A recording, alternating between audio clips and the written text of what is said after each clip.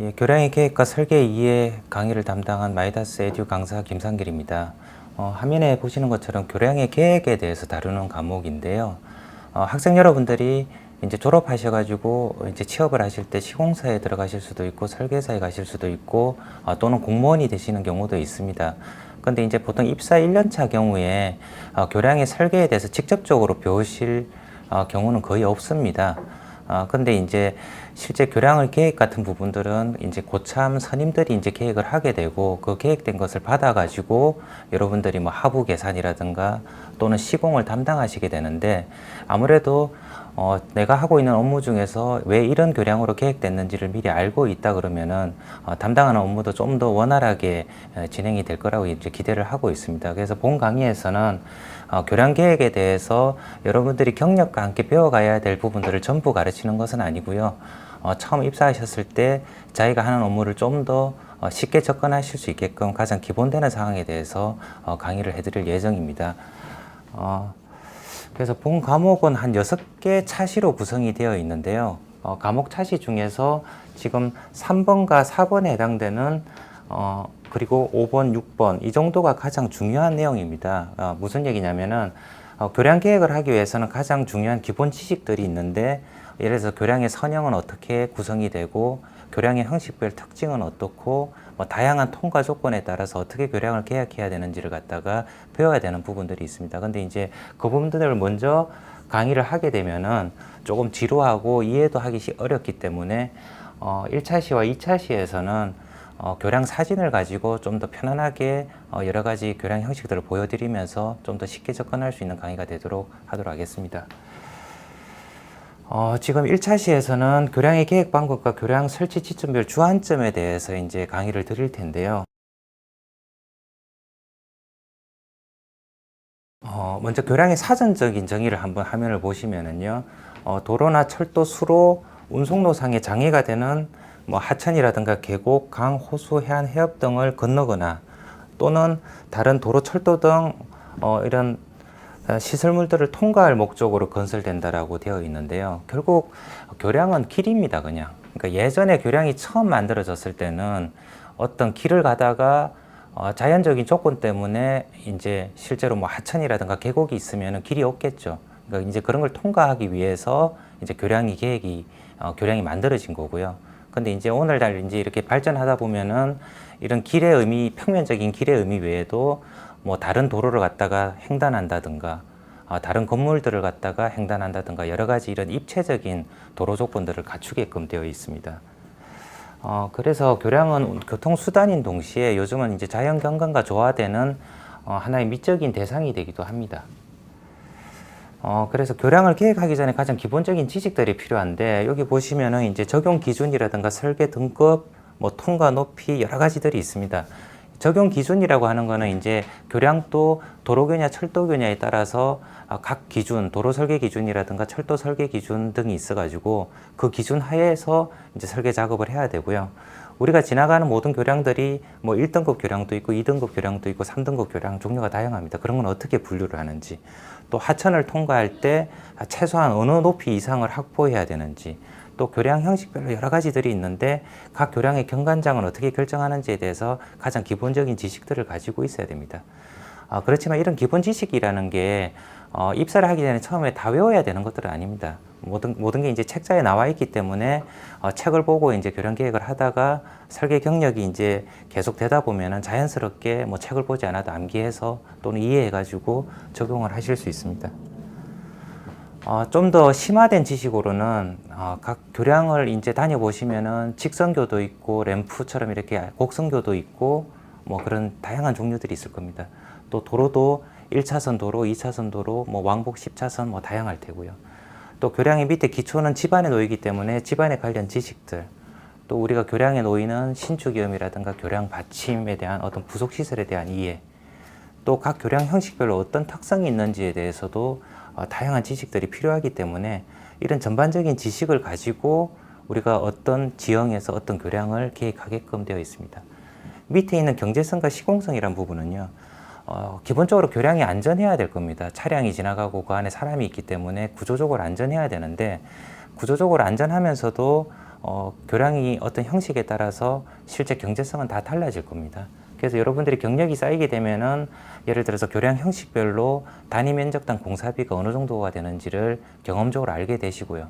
또 경험적으로 모르는 부분들은 실제 물량을 산출하셔가지고 경험적인 공사비라든가 또는 실제 산출을 하게끔 되어 있습니다. 그래서 첫 번째로 이제 오늘 배울 과목은요, 차시에서는 뭐 다양한 실제 통과 지형에서 어떤 교량들이 놓이는지 교량 그림을 통해 가지고 편하게 한번 들어보시면 될 것 같습니다. 앞에서 말씀드린 것처럼 교량은 지금 보시는 것처럼 어떤 지형에 단절이 있을 때 그 단절된 부분을 갖다가 수평적으로 연결해서 실제 사람이나 차가 지나갈 수 있게끔 도로 역할을 해주는 겁니다. 그래서 실제 교량을 계획한다는 의미는 이런 수평적 연결과 밑에 있는 공간을 어떻게 계획할 것인가가 주안점이 됩니다. 다음 페이지 보시면은요, 결국 이런 교량의 수평적인 연결이라는 게 교량의 전체 연장을 결정을 하는 거고요. 이런 수직적 공간 확보 문제로 인해서 교량의 경관 분할을 어떻게 하고 교량의 높이를 어떻게 정할 것인가를 결정하는 겁니다. 결국 교량의 계획은 교량의 전체 연장, 교량을 어떻게 경관 분할을 할 것인가, 교량의 높이는 어떻게 되는 건가, 교량의 시종점은 어떻게 적절히 잡을 것인가, 또 그런 걸 다 만족하는 여러 가지 형식들이 있는데 그 중에서 설계자의 주안점에 따라서 가장 적절한 어떤 교량을 놓을 것인지를 결정하는 겁니다. 자, 그러면은 교량의 설치 지점별로 이제 주안점들이 있는데요. 설치 지점이라는 건 뭐냐면은 아까 전에 그런 자연적인 단절, 인위적인 단절이 있을 때 교량을 놓고 이제 도로를 연결한다고 말씀을 드렸는데 그 통과 지점에서 뭐 산지나 계곡 여러 가지 형태들이 있을 수 있습니다. 그 얘기는 무슨 얘기냐면은 교량으로 횡단하는 교차 지점은 지금 보시는 것처럼 산지, 계곡이 있을 수도 있고 뭐 하천이 있을 수도 있고 기존에 놓여 있는 철도라든가 뭐 교량 또는 바다를 갖다가 교차할 수도 있습니다. 각 조건별로 교량을 갖다가 계획하는 어떤 주안점들이 조금 좀 차이가 있기 때문에 각 항목별로 알아보도록 하겠습니다. 먼저 산지와 계곡 쪽인데요. 산지와 계곡 같은 경우에는 상기석을 갖다가 둘러가든가 아니면 계곡을 갖다가 횡단하기 때문에 실제 교량을 놓을 때 이 주변 지형과 시공 조건에 상당히 어떤 좌우가 되게끔 되어 있습니다. 무슨 얘기냐면은 다음 페이지에 보시는 것처럼 이건 대표적인 PC박스 교량이고 공법은 FCM으로 구성이 되어 있습니다. 아마 학교에서 교량공학을 들으셨으면은 FCM 공법을 조금 들으셨을 테고 그리고 지간장이 한 150m 이상을 계획할 수 있다고 배우셨을 텐데요. 뒤에 자세히 설명을 드리겠습니다. 무슨 얘기냐면은 지금 이 보시는 교량은 이 교각이 상당히 고교각입니다. 교각이 상당히 높거든요. 그럼 이런 상부를 갖다 가설하기 위해서는 보통 일반적으로 교각이 높지 않으면은 그리고 요 통과 위치에서 뭐 벤트라든가 이런 걸 놓을 수 있으면은 가설 벤트를 놓고 상부를 시공하게끔 되어 있습니다. 근데 교각이 너무나 높기 때문에 이 교량 같은 경우에는 벤트라든가 또는 크레인 가설이 되지를 않습니다. 그래서 이 교량을 계획할 때 주안점은 가설이 가능한 교량 형태를 갖다가 결정을 해야 되기 때문에 이런 FCM 교량에서 이 비어 테이블이라는 주두부 기준으로 폼 트래블러, 이동식 거푸집 차를 이용해 가지고 상부에서 그냥 교량 자체에서 가설이 되는 구조를 가지고 있습니다. 그리고 계곡에 놓이기 때문에 유지관리라든가 내구성이 상당히 중요한 요인이 될 수가 있습니다. 그래서 이런 산지와 계곡에 놓을 때는 가설 여건, 시공 방법, 내구성, 그리고 이런 유지관리를 갖다가 주안점을 두고 계획을 하게끔 되어 있습니다. 두 번째는 이제 평지와 계활지인데요. 평지와 계활지는 좀 대부분 좀 간단한 편입니다. 무슨 얘기냐면은 만약에 통과 조건이 하천이라면은 하천은 이제 물이 있기 때문에 하천 설계 기준에 따른 홍수량의 크기에 따라서 실제로 최소한 확보해야 될 교량의 지간장들이 있습니다.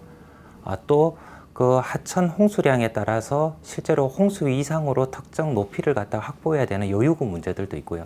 그렇지만 평지와 계활지 같은 경우에는 실제로 이런 지간장에 대한 제약 조건이라든가 밑에 통과 조건에 대한 제약 조건들이 작기 때문에 주안점은 대부분 주변 경관과 얼마나 어울리는 어떤 경관성이라든가 또는 뭐 개방감 또는 경제성 이런 것들을 주안점으로 이루고 있습니다. 그래서 교량 형식도 이런 형식들이 쭉 전체 연장에 따라서 반복이 되기 때문에 뭐 RC 슬래브 교량이라든가 PSG 빔 교량, 뭐 프리플렉스 교량, 뭐 이런 것들이 적용이 되고 있습니다.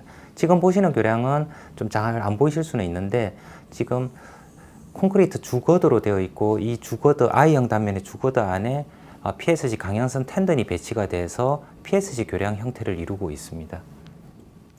다음 페이지를 보시면 조금 더 명확하게 보실 수가 있는데요. 지금 이런 I형 콘크리트 거드에 그 내부에 강연선이 배치가 되어 있고요.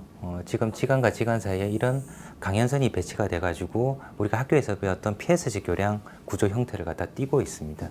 보통 PSG 빔 교량 같은 경우에는 뭐 25m, 30m, 35m, 뭐 40m까지 지간장 형태가 가능하고요. 요즘 워낙 특허 공법이 많이 개발이 돼 있어서 그 이상도 많이 가능합니다. 제가 지금 중간중간마다 교량의 어떤 형식별로 특징들을 간단하게 말씀을 드릴 건데요. 지금 차시에서 그냥 편하게 들어두시면 되고 제가 한 4차시쯤 됐을 때 각 교량 형식별로 다시 한번 정리를 해드리고 이런 그림과 함께 요약 정리를 해드릴 겁니다. 세 번째는 하천인데요. 이제 하천 같은 경우는 좀 여러 가지 기준들이 필요합니다. 무슨 얘기냐면은 조금 전에 말씀드렸던 것처럼 하천 설계 기준에 하천이 뭐 소하천이냐, 지방하천이냐, 국가하천이냐에 따라서 홍수량이 다 다르기 때문에 이 홍수량에 따라서 최소 확보해야 될 지간장을 규정을 하고 있습니다. 그래서 그 지간장 산식에 따라서 뭐 30m를 확보해야 된다, 40m를 확보해야 된다 이런 것들이 있는데요. 만약에 70m 이상을 확보해야 된다고 나오면은 기존에서는 70m까지 이제 적용을 하고 있습니다. 그래서 여러분들이 아마 운전을 하다가 다녀보셨는지 모르겠는데 서울 춘천 고속도로를 가다 보면은 뭐 가칭 남양주 대교라고 있습니다. 미사대교라고 부르기도 하는데 거기 이제 접속 교량을 보시면은 교량 경관장이 70m로 되어 있습니다. 그렇게 70m로 한 이유는 초기 계획은 이제 설계자가 하천 설계 기준을 갖다가 잠깐 고려를 하지 못해가지고 좀 기간이 짧게 계획이 됐었는데 여러 가지 심의 과정 중에서 하천을 통과하기 때문에 최소 70m 이상을 확보하게끔 산식이 나왔고 그래서 교량의 계획을 약간 수정한 경우가 있습니다. 그래서 홍수량에 따라서 경관장을 규정한다는 것 외에도 홍수량이라는 얘기는 하천의 크기에 따라서 이제 물이 양이 다르다는 거겠죠. 그리고 그 수위 자체도 뭐 평수위가 있고 고수위가 있을 겁니다. 그럼 하이워터 레벨 최대 수위 높이에서 또 교량이 일정 이상 그 위에 여유구를 확보하고 설치가 돼야 되기 때문에 결국은 수평적인 지간장과 교량의 높이에 대해서 최소 제약 조건들이 있는 겁니다. 그래서 일반적으로 소하천에서는 RC 슬래브교라든가 PC 빔교, 지방하천에서는 PS 빔교와 강플레이트 거드교, 국가하천 경우에는 뭐 박스 거드교, 강압선 거드교 여러 가지 형태들이 있는데요. 잘 보시면은 결국은 하천에 있는 홍수량의 크기에 따라서 이 교량 형식이라는 거는 지간장을 점점 더 크게 할 수 있는 조건들로 구성이 되게끔 되어 있습니다. 그래서 RC 슬래브교는 보통 단경관이면은 뭐 15m, 뭐 10m에서 15m 내외, 연속교면은 한 17m 가까이도 가능하거든요. 또 PC 빙교 같은 경우는 보통 티피컬하게 한 30m를 전후로 이루고 있습니다. 강플레이트 거도교 같은 경우에는 대표적으로 뭐 한 45m에서 55m 사이를 이루고 있기 때문에 점점 지간장이 큰 형태의 교량을 갖다가 계획하게끔 되어 있습니다. 또 아까 전에 말씀하신 것처럼 최소 높이를 확보해야 되기 때문에 교량의 단면의 높이가 중요한 조건일 때가 있습니다. 그래서 그 단면을 최소한 줄여야 될 필요성이 있을 때는 동일한 PC 빔 계열의 교량일 때도 좀 더 현고를 줄일 수 있는 약간 변형된 프리플렉스 교량을 갖다가 적용하고 있습니다. 지금 강의를 듣다 보면 이제 또 뭐 프리플렉스 교가 어떤 건지 좀 궁금하실 텐데요. 이제 강의를 진행하다 보면 프리플렉스 교에 대한 어떤 단면 형상이 있고 말씀드린 것처럼 4차시, 5차시, 6차시에서 다시 한번 정리를 해드리려고 하고 있습니다. 예, 그래서 보시는 것처럼 지금은 소하천을 통과한 RC 슬래브 교량입니다. 보시면 RC 슬래브 교량은 이 지점부에 보통 붕모멘트에 저항하기 위해서 중앙부 단면 높이에 비해서는 지점부 단면 높이가 조금 더 크게 계획이 됩니다. 그리고 콘크리트의 내부에 이제 철근이 들어가 가지고 RC 콘크리트로 저항을 하는 구조입니다.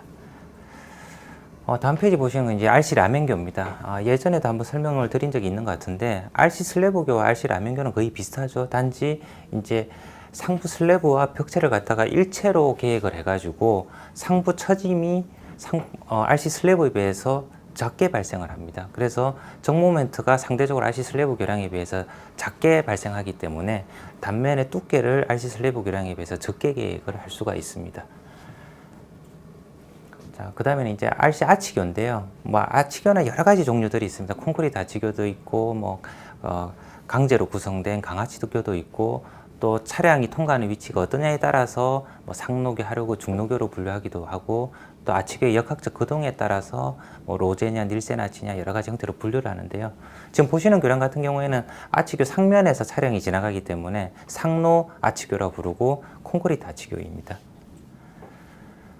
그 다음에 PSG 빔 교량인데요. 이제 보통 하천을 통과할 때 최소 지관장이 한 30m로 쭉 나열할 수 있다 그러면은 예전에는 PG 빔 교량이 가장 많았습니다. 지금 보신 거는 PG빔 교량에서 조금 더 밑에가 좀 자세히 보이는데요. 지금 보시면은 앞에서 말씀드린 것처럼 PG빔은 I형 단면에 주거드가 있고요. 그걸 병렬로 배치를 하고 주거드와 주거드 사이를 이런 가로보로 연결이 되어 있습니다. 이 가로보의 역할은 뭐냐면은 교량 상면의 상부 슬래브에 하중이 제하됐을 때 상부 슬래브를 통해서 힘이 가로보로 전달이 되고 가로보가 주거드 쪽으로 하중을 전달하는, 그러니까 하중 분배를 담당하는 역할을 하고 있습니다. 프리플렉스 빙교인데요. 조금 전에 보셨던 PSG 빙교와 비슷합니다. 근데 만약에 그냥 딱 보셨을 때 구분은 PSG 빙교량에 비해서 단면의 높이가 작고 여기 하부 플랜지가 보면은 상당히 좀 넓다라는 느낌이 있을 겁니다. 그 얘기는 뭐냐면은 이 콘크리트 I형 단면 주형 안에 내부에 다시 I형 강제가 있습니다. 그래서 I형 강제를 갖다가 프리플렉스로 미리 하중의 반대 방향으로 휘어가지고 콘크리트를 타설해서 강제와 콘크리트의 재료의 어떤 효율을 극대화시킨 거이기 때문에 실제로 단면 높이가 PG 빔 교량에 비해서 좀 더 낮게 할 수가 있고요. 그 다음에 지관장도 조금 넓게 할 수가 있습니다.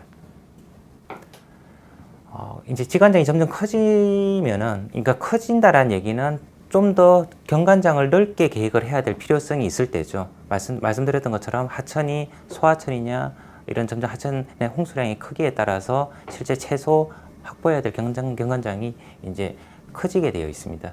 그래서 스틸박스 같은 경우에는 스틸박스나 스틸 플레이트 거도교 같은 경우에는 보통 45m 전후 또는 최대 한 55m까지를 계획을 하는 데 쓰고 있습니다. 스틸 플레이트 거도일 때는 이 주거도가 이제 당연히 강제로 되어 있고 I형 단면으로 구성이 되어 있습니다. 그리고 PG빔처럼 가로보와 브레이싱이 있어가지고 하중 분배 역할을 담당을 하고 있습니다. 강판형교와 강압성 교량이 다 전체적으로 놓여 있는 교량인데요. 강압성 박스 거드라는 거는 스틸 플레이트 거드교, 조금 전에 말씀드렸던 거와 똑같은 구조적인 거동을 갖는데 주거드가 I형 단면이 아니라 박스 단면으로 구성이 되어 있다는 얘기입니다. 이런 강압성 박스 거도교는 요즘은 이제 조금 적용성에서 조금 기준들이 바뀌고 있는데 예전에는 가장 많이 쓰는 교량 형식이었습니다. 우리가 일반적으로 지금 출퇴근한다든가 뭐 여행을 간다든가 다니는 교량의 대부분 중에 강압성 박스 교량은 상당히 많습니다. 강박스로 구성이 되어 있기 때문에 실제로 지관장에 따라서 경관장이 길어지면 지점부의 단면의 높이를 상당히 키워야 될 때가 있습니다. 그렇지만 강제를 제작하기 때문에 이런 강거드의 이제 주형의 높이에 대해서 제작할 때 제약 사항이 거의 없고요. 다음 페이지처럼 이렇게 평면이 선형이 곡선을 먹었을 때도 강박스를 곡선에 맞게끔 제작을 하기 때문에 교량이 놓이는 어떤 평면 선형 변화에도 아무런 제약 없이 자유롭게 활용할 수가 있습니다. 물론 곡선 반경이 너무 작아져 가지고 어떤 강박스라 그러더라도 제약사항이 발생할 때가 있긴 한데 일단 선형 변화에도 자유롭다라고 이해해 두시는 게 좋습니다. 스틸 박스라든가 스틸 플레이트 거도교와 비슷하거나 또는 더 길게 지관장을 뽑을 수 있는 교량들이 PSG 박스 거도교입니다. PSG 박스라는 것은 콘크리트 박스 단면 안에 내나 강연선이 배치가 돼 있어 가지고 PSG 콘크리트 교량을 구성하는 거고요. 공법에 따라서 여러 가지 FSM, ILM, FCM 다양한데요. 4차 시대 설명을 드리도록 하고 실제로 한 50m에서 최대 공법에 따라서는 한 150m 이상 계획을 할 수가 있고요. 또 예를 들어서 하천이 이제 상수도 보호구역이라고 그러면은 실제로 이제 강교량을 쓰게 되면은 도장이나 이런 것 때문에 하천이 오염될 수가 있습니다. 그래서 그때는 콘크리트 교량을 갖다가 계획을 하게끔 되어 있습니다. 똑같이 보시는 것처럼 PSG 박스 교량이고요. 강하치 교량입니다. PSG 박스 교량이 한 50m에서 최대 150m까지 가능하다고 했는데요. 뭐 150m 이상 되는 PSC 박스 같은 경우에는 실제로 FCN 공법으로 적용이 되게끔 되어 있습니다. 만약에 FCN 공법이 아니라 뭐 FSM이라든가 ILM 뒤에 설명을 드리겠죠. 이런 공법들은 한 50m에서 70m 정도 사이라고 생각을 하시면 되거든요. 그러면 아치교는 실제로는 한 50m에서 뭐 120m 사이를 뭐 자유롭게 계획을 하실 수는 있습니다. 이제 그것도 상황마다 좀 다른데요. 지금 보시는 거는 지금 아치교가 있고 차량이 이렇게 지나갈 겁니다. 그래서 앞에서 보셨던 RC 아치교 같은 경우에는 교량의 상면에서 차량이 지나가기 때문에 상로교라고 불렀었고요. 지금은 교량의 하면으로 차량이 지나가기 때문에 이제 하로교라고 얘기를 합니다. 그리고 요 아치를 보통 아치리브라고 얘기를 하고 있고요. 여기를 이제 차량이 지나가는 요 부분을 보강거드라고 얘기를 합니다. 그리고 아치리브와 보강거드를 연결하는 이 부분을 뭐 잘 아시겠지만 이제 행어라고 얘기를 합니다. 보통 지금 아치리브의 단면이 이런 상자형 박스 형태로 되어 있고 강거드의 단면도 상자형으로 만약에 되어 있다 그러면은 우리가 로제 아치라고 얘기를 하고요. 아치리브는 박스형 단면인데 강거드는 I형 단면으로 되어 있을 때는 랭거 아치라고 얘기합니다. 무슨 얘기냐면은 박스와 박스 단면 형태일 때는 보통 아치리브 단면과 보강형의 단면이 사이즈가 좀 유사해 가지고 강성이 비슷합니다. 그럴 때는 힘이 아치리브 쪽에도 발생을 해서 아치를 축방향력뿐만 아니라 힘 모멘트까지 저항하는 구조로 설계를 하고요. 랭거 아치 같은 경우에는 아치리브의 단면이 상당히 보강거드에 비해서 작습니다. 그래서 힘 강성이 아치 보강형이 가장 크기 때문에 아치리브에는 힘 모멘트는 거의 발생하지 않고 축방향력만 받는 부재로 설계를 하게끔 보통 진행을 하게끔 되어 있습니다. 지금 보시는 아치교는 조금 전에 보셨던 로제 아치교와 유사하지만 행어가 이렇게 케이블로 구성이 되어 있을 때는 이제 닐센 아치라고 보통 얘기를 합니다. 조금 전에 설명드렸던 여러 교량 형식보다 좀 더 긴 경관장이 필요할 때는 보통 ED교라든가 사장교를 많이 계획을 하게끔 되어 있습니다. ED교라든가 사장교에서 사장교는 많이 들어보신 얘기일 텐데 ED교라는 얘기는 처음 들어보실 겁니다. ED교는 이제 엑스트라 도즈교라고 부르는데요. 사장교가 다음 페이지에 보시는 것처럼 교량의 지관장을 갖다가 길게 하기 위해서 주탑에서 케이블을 매달아 가지고 새로운 긴장력을 줘서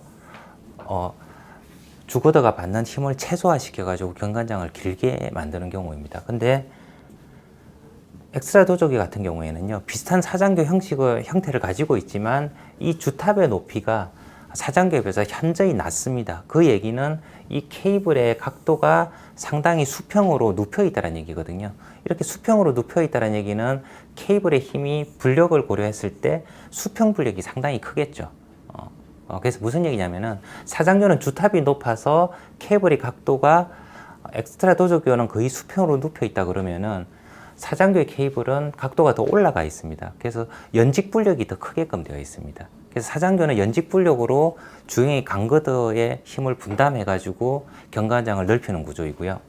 엑스트라 도저교는 이 수평 불력이 대편식 모멘트를 발생시켜 가지고 외부 하중에 의해서 발생하는 모멘트를 상쇄시키는 역할을 하기 때문에 사장교와 형상은 비슷하지만 실제로는 PSC 박스 교량과 거의 같은 역할을 하고 있습니다. 단지 PSC 박스 교량은 텐던이 박스 내부에 묻혀 있는 거고요.